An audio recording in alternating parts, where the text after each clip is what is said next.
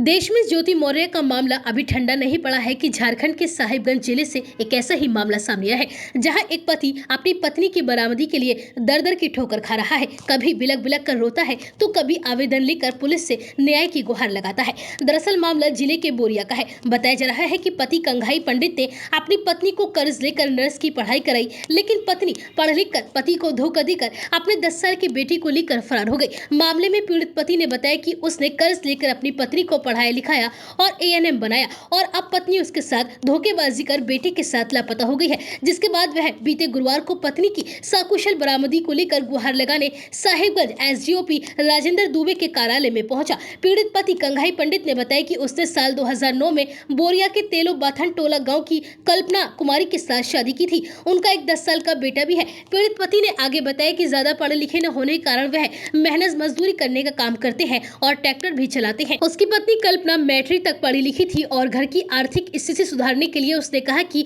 उसकी पढ़ाई पूरी करा दीजिए। उसने अपनी पत्नी कल्पना को बोरिया कॉलेज से पहले इंटर की पढ़ाई कराई और फिर कर्ज लेकर उसने जमशेदपुर में एएनएम का परीक्षण भी दिलवाया।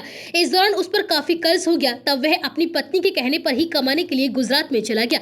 पीड़ित पति ने आगे बताया कि उसकी पत्नी कल्पना की साहिबगंज के झुमावती अस्पताल में एएनएम के पद पर नौकरी भी लग गई थी। इधर पत्नी की नौकरी लगने के बाद पति होली के पहले अपने घर लौटा तो पत्नी का हाव भाव बदल चुका था। पूछने पर पत्नी ने कहा कि वह अब मेरे साथ नहीं रहना चाहती है। तब मैं पत्नी को लेकर अपने ससुराल चला गया और सास ससुर को इसकी जानकारी दी, वहां से समझा बुझाकर वापस लाया था। इसी बीच पत्नी मायके जाने की बात कहकर घर से निकली और बेटे के साथ लापता हो गई। इसी बीच उसने पत्नी और बच्चे की काफी खोजबीन की। उसने अपने ससुराल में भी जाकर पूछताछ की, लेकिन उन लोगों ने कुछ भी नहीं बताया। पीड़ित पति का कहना है कि मुझे पूरा यकीन है कि मेरी पत्नी कल्पना मुझे धोखा देकर किसी दूसरे प्रेमी के साथ कहीं पर रह रही है। वहीं इस मामले को लेकर उसने न्यायालय की शरण ली है और परिवारवाद भी दायर किया है। फिलहाल पुलिस उसकी पत्नी की अब तलाश में जुट गई है।